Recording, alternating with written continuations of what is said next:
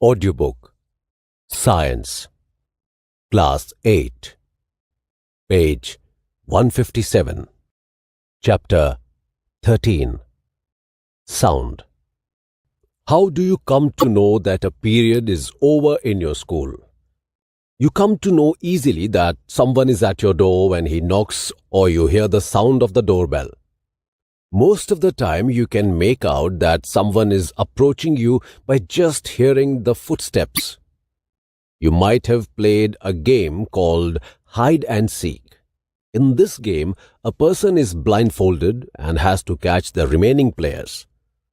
How is the blindfolded person able to guess which player is closest to her? Sound plays an important role in our lives. It helps us to communicate with one another. We hear a variety of sounds in our surroundings. Make a list of sounds you hear in your surroundings. In the music room of your school, you hear the sounds produced by musical instruments like flute, tabla, harmonium, etc., as shown in figure 13.1. How is sound produced? How does it travel from one place to another? How do we hear sound? Why are some sounds louder than others? We shall discuss such questions in this chapter. Figure 13.1. Some musical instruments. Harmonium, tabla, sitar, flute. Page 158. 13.1. Sound is produced by a vibrating body. Touch the school bell when not in use. What do you feel? Again, touch it when producing sound. Can you feel it vibrating? Activity 13.1. Take a metal plate or a pan. Hang it at a convenient place in such a way that it does not touch any wall. Now, strike it with a stick, as shown in figure 13.2. Do you hear a sound? Touch the plate or pan gently with your finger. Do you feel the vibrations? In figure 13.2, we can see a child striking a pan which is suspended. Again, strike the plate with the stick and hold it tightly with your hands immediately after striking. Do you still hear the sound? Touch the plate after it stops producing sound. Can you feel the vibration now? Activity 13.2. Take a rubber band. Put it around the longer side of a pencil box. Figure 13.3. Insert two pencils between the box and the stretched rubber. Now, plug the rubber band somewhere in the middle. Do you hear any sound? Does the band vibrate? Figure 13.3. In figure 13.3, we can see an activity where plucking the rubber band has been shown. As you learnt in class 7, the to and fro or back and forth motion of an object is called vibration. When a tightly stretched band is plucked, it vibrates and produces sound. When it stops vibrating, it does not produce any sound. Activity 13.3. Take a metal dish, pour water in it. Strike it at its edge with a spoon, as shown in figure 13.4. Do you hear a sound? Again, strike the dish and then touch it. Can you feel the dish vibrating? Strike the dish again. Look at the surface of water. Do you see any waves there? Now, hold the dish. What change do you observe on the surface of water? Can you explain the change? Is there a hint to connect sound with the vibrations of a body? Page 159. Figure 13.4. Vibrating dish produces waves in water. Vibrating object produces sound. In some cases, the vibrations are easily visible to us. But in most cases, their amplitude is so small that we cannot see them. However, we can feel them.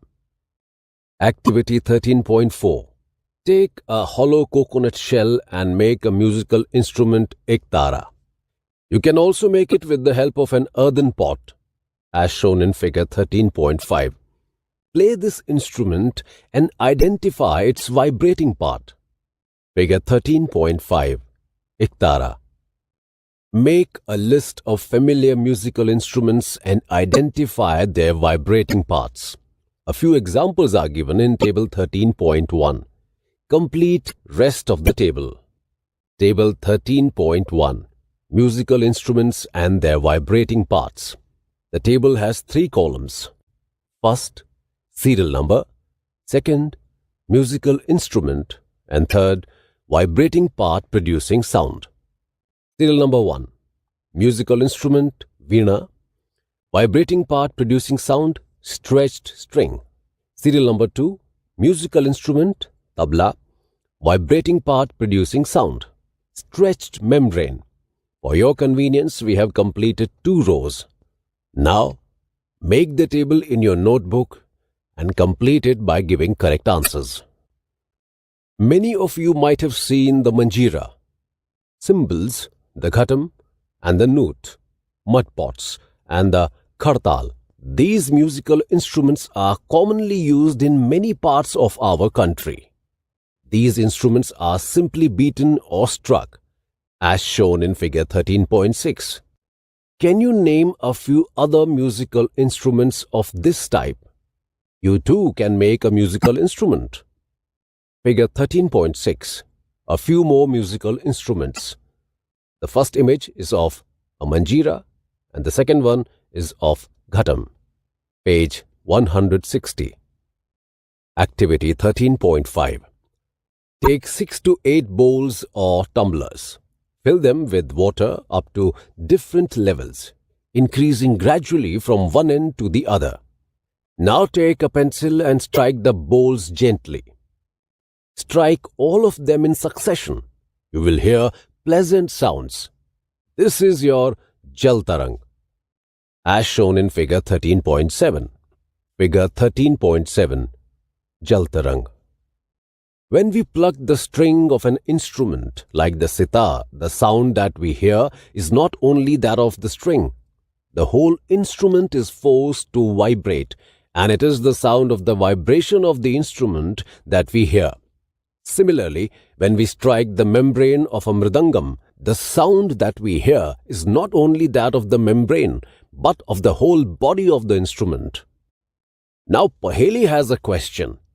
When we speak, does any part of our body vibrate? 13.2. Sound produced by humans. Speak loudly for a while or sing a song or buzz like a bee. Put your hand on your throat as shown in figure 13.8. Do you feel any vibrations? In humans, the sound is produced by the voice box or the larynx. Put your fingers on the throat and find a heart bump that seems to move when you swallow. This part of the body is known as the voice box. It is at the upper end of the windpipe. 2 vocal cords are stretched across the voice box or larynx in such a way that it leaves a narrow slit between them for the passage of air, as shown in figure 13.8. In figure 13.8, voice box of humans has been shown. When the lungs force air through the slit, the vocal cords vibrate, producing sound. Muscles attached to the vocal cords can make the cords tight or loose. When the vocal cords are tight and thin, the type or quality of voice is different from that when they are loose and thick. Let us see how the vocal cords function. Page 161. Activity 13.6. Take 2 rubber strips of the same size. Place these 2 pieces one above the other and stretch them tight. Now, blow air through the gap between them, as shown in figure 13.9a. As the air blows through the stretched rubber strips, a sound is produced. You can also take a piece of paper with a narrow slit and hold it between your fingers, as shown in figure 13.9b. Now, blow through the slit and listen to the sound. Our vocal cords produce sound in a similar manner. In figure 13.9, image A and B show us the working of vocal cords. The vocal cords in men are about 20 millimeter long. In women, these are about 15 millimeter long. Children have very short vocal cords. This is the reason why the voices of men, women, and children are different. 13.3. Sound needs a medium for propagation. When you call up your friend who is standing at a distance, your friend is able to hear your voice. How does the sound propagate or travel to her? Activity 13.7. Take a metal or glass tumbler. Make sure that it is dry. Place a cell phone in it. Remember that the cell phone must not be kept in water. Ask your friend to give a ring on this cell phone from another cell phone. Listen to the ring carefully.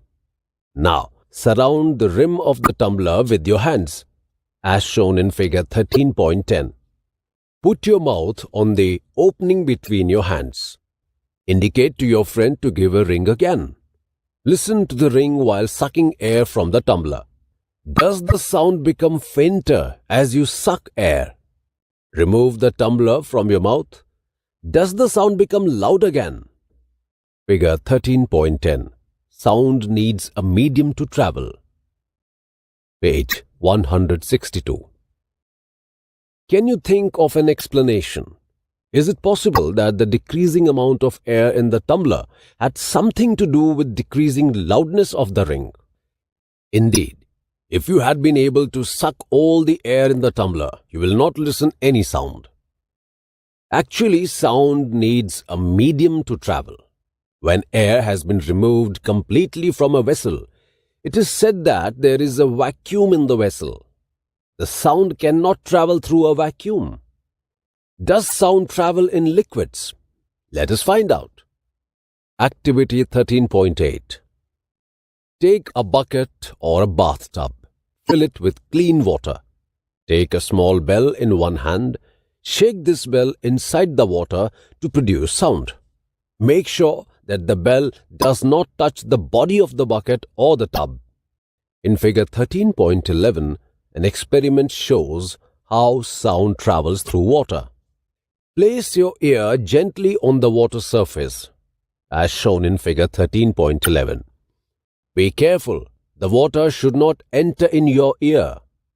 Can you hear the sound of the bell?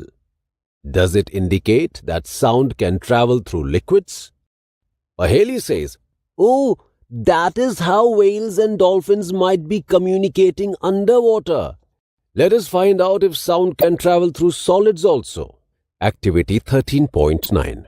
Take a meter scale or a long metal rod and hold its one end to your ear. Ask your friend to gently scratch or tap at the other end of the scale, as shown in figure 13.12.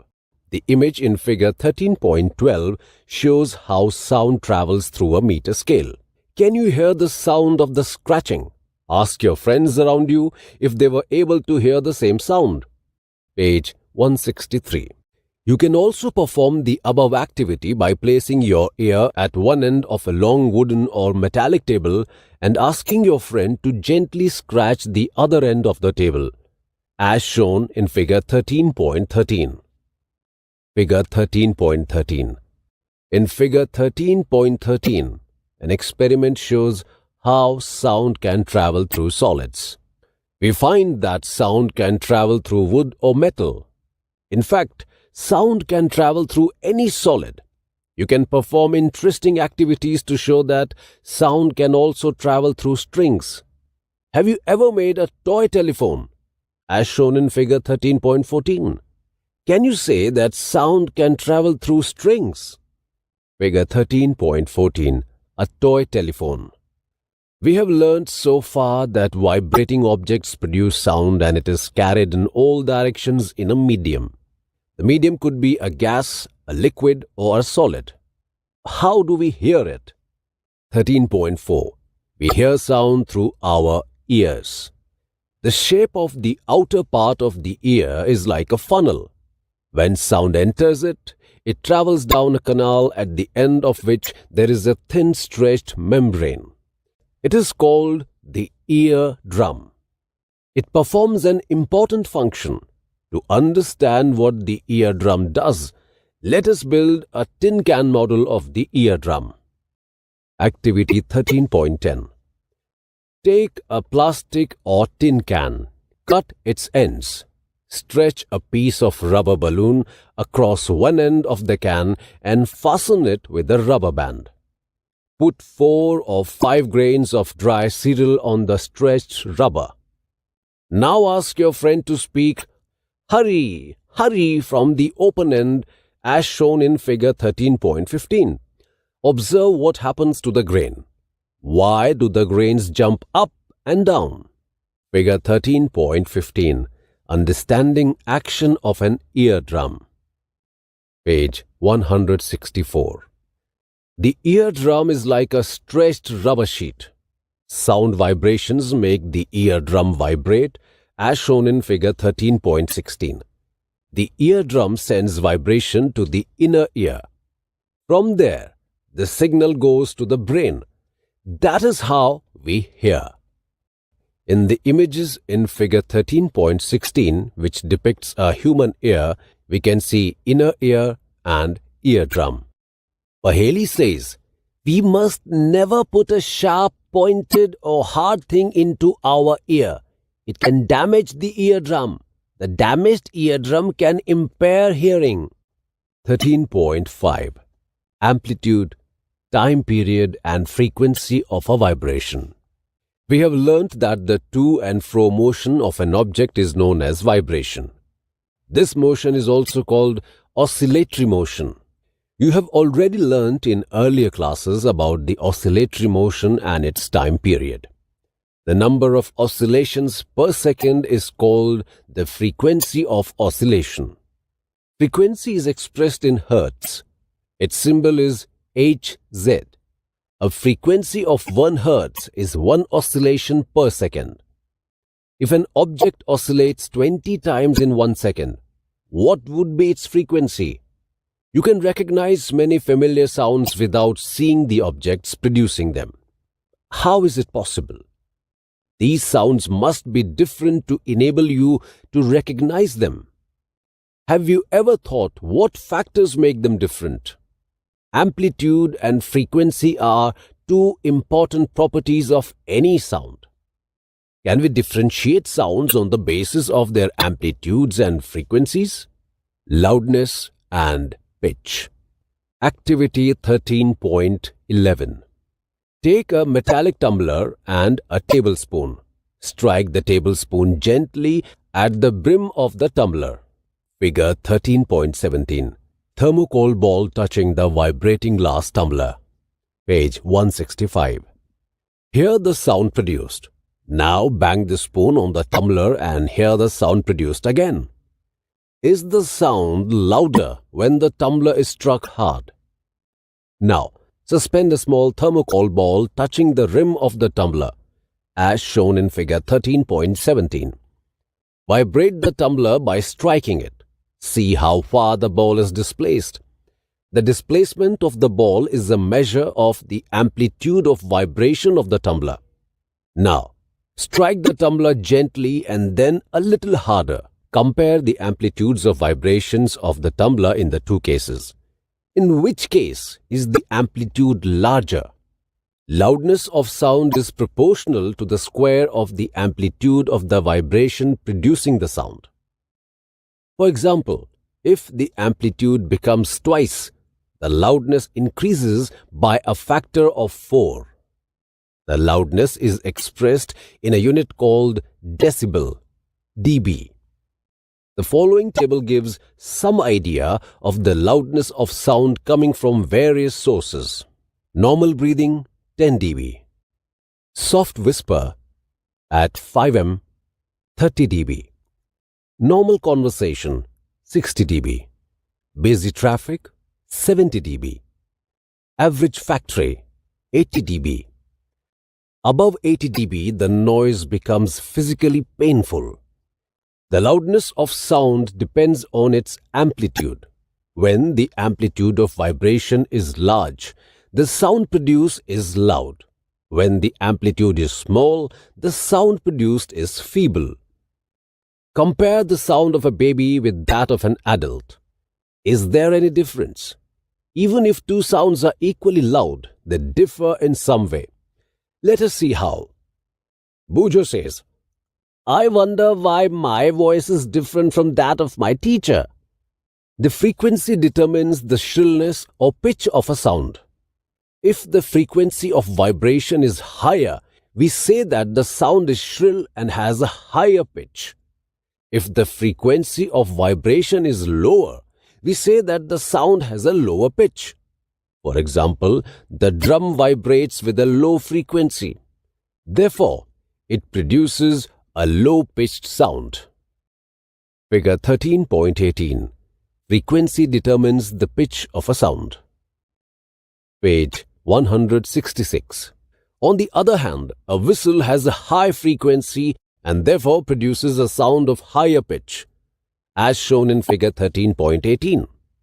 A bird makes a high-pitched sound, whereas a lion makes a low-pitched roar. However, the roar of a lion is very loud, while the sound of the bird is quite feeble. Every day you hear the voices of children and adults. Do you find any difference in their voices? Can you say that the frequency of the voice of a child is higher than that of an adult? Usually the voice of a woman has a higher frequency than that of a man. 13.6. Audible and inaudible sounds. We know that we need a vibrating body for the production of sound. Can we hear the sound of all vibrating bodies? The fact is that sounds of frequencies less than about 20 vibrations per second, 20 Hz, cannot be detected by the human ear. Such sounds are called inaudible. On the higher side, sounds of frequencies higher than about 20,000 vibrations per second, 20 kHz, are also not audible to the human ear. Thus, for human ear, the range of audible frequencies is roughly from 20 to 20,000 Hz. Some animals can hear sounds of frequencies higher than 20,000 Hz. Dogs have this ability. The police use high-frequency whistles which dogs can hear, but humans cannot. The ultrasound equipment, familiar to us for investigating and tracking many medical problems, works at frequencies higher than 20,000 Hz. 13.7. Noise and music. We hear different types of sounds around us. Is the sound always pleasing? Does a sound sometimes cause discomfort to you? Some sounds are pleasant to the ear, whereas some are not. Suppose construction work is going on in your neighborhood. Are the sounds coming from the construction site pleasing? Do you enjoy the sounds produced by horns of buses and trucks? Such unpleasant sounds are called noise. In a classroom, if all the students speak together, what would the sound produced be called? On the other hand, you enjoy sounds from musical instruments. Musical sound is one which is pleasing to the ear. Sound produced by a harmonium is a musical sound. The string of a sitar also gives out a musical sound. But if a musical sound becomes too loud, would it remain melodious? 13.8. Noise pollution. You already know about air pollution. Presence of unwanted gases and particles in air is called air pollution. Similarly, presence of excessive or unwanted sounds in the environment is called noise pollution. Can you list some sources of noise pollution? Major causes of noise pollution are sounds of vehicles, explosions including bursting of crackers, machines, loudspeakers, etc. What sources in the home may lead to noise? Television and transistor radio at high volumes, some kitchen appliances, desert coolers, air conditioners, all contribute to noise pollution. Page 167. What are the harms of noise pollution?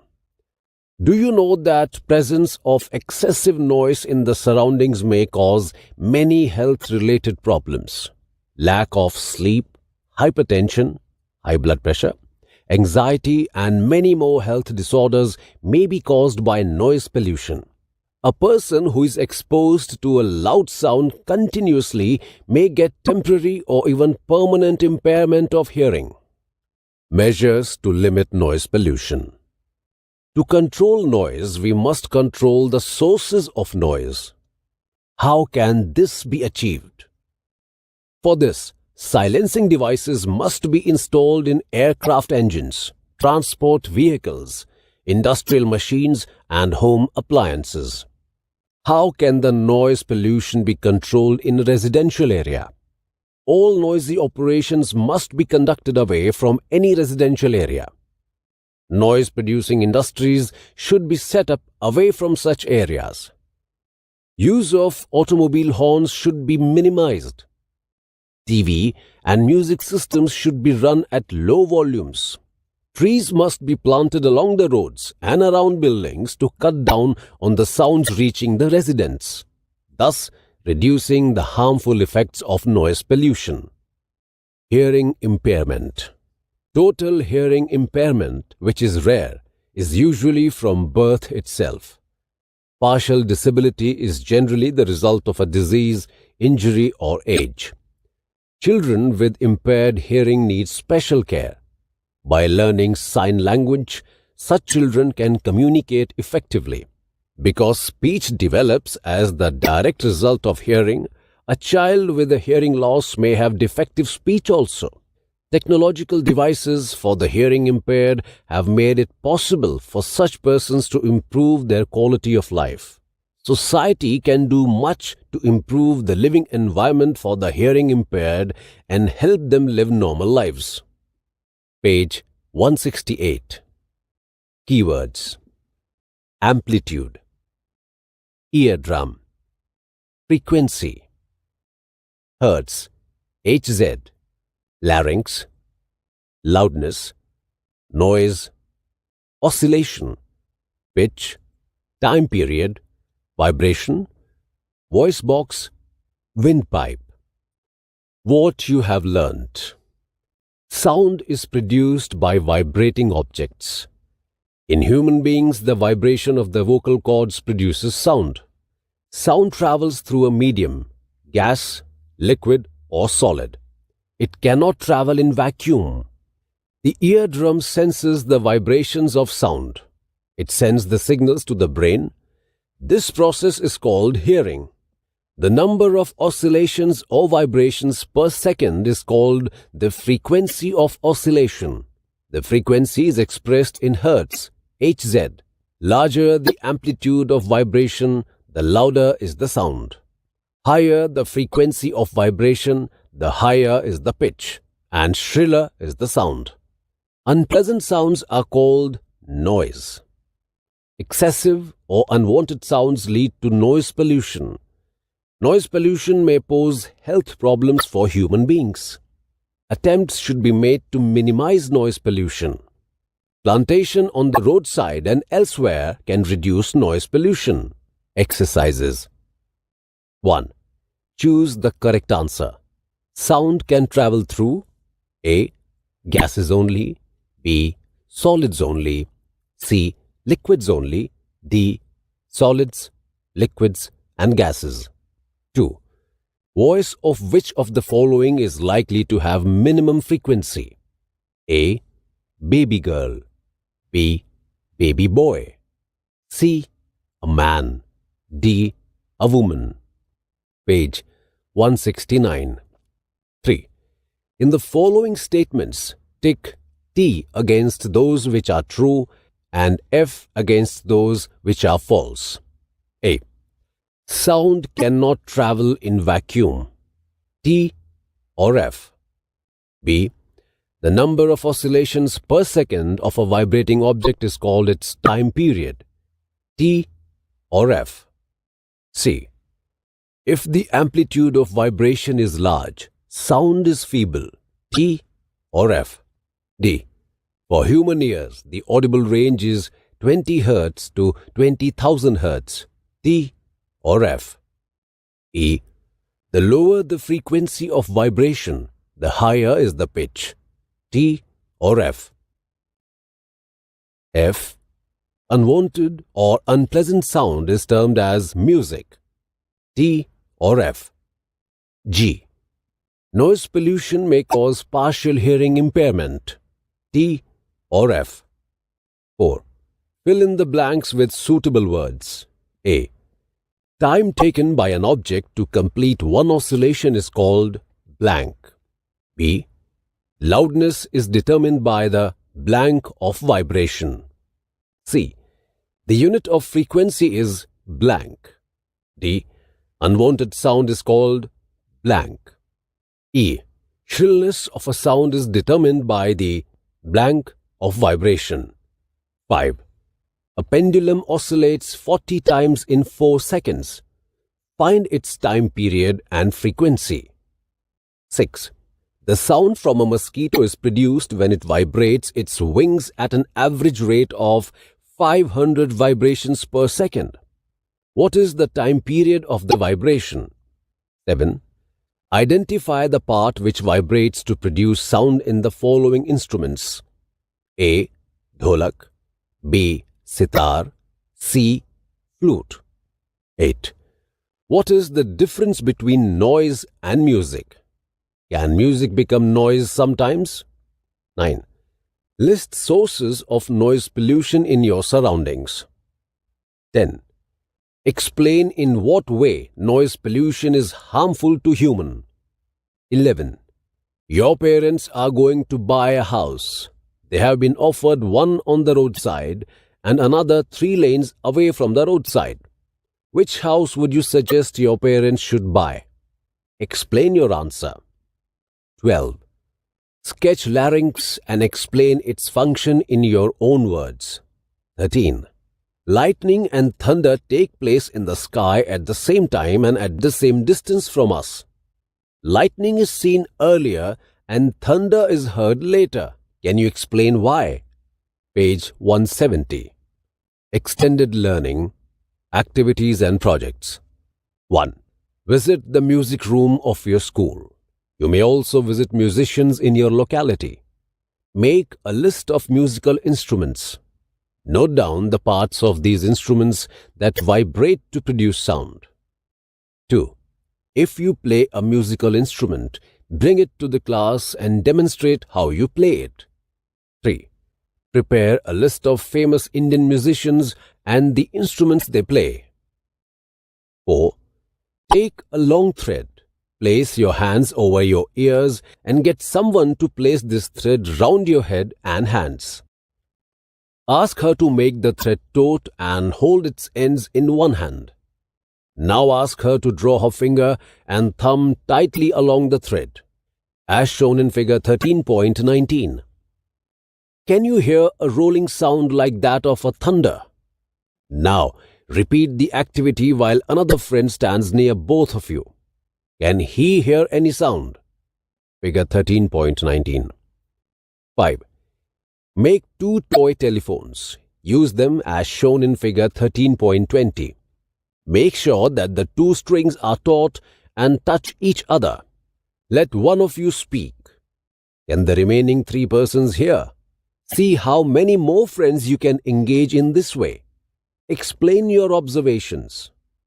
Figure 13.20. Page 171. 6. Identify the sources of noise pollution in your locality. Discuss with your parents, friends and neighbors. Suggest how to control noise pollution. Prepare a brief report and present it in the class. You can read more on the related topics on the following websites. Number 1. www.physicsclassroom.com/class/soundtoc.html. Second, health.howstuffworks.com/hearing.htm. Did you know Golconda Fort near Hyderabad is one of the most magnificent forts in India. It is famous for many engineering and architectural marvels. One of the marvels is the water supply system.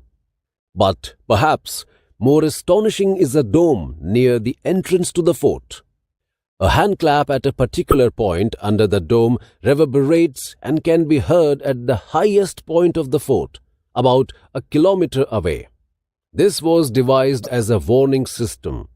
If a guard saw a suspicious movement outside the fort, he clapped at the particular point under the dome, and the army inside the fort was alerted to the danger of the approaching enemy. Chapter 13 ends here. Narrator Neeraj Yadav. You were just listening to this audiobook.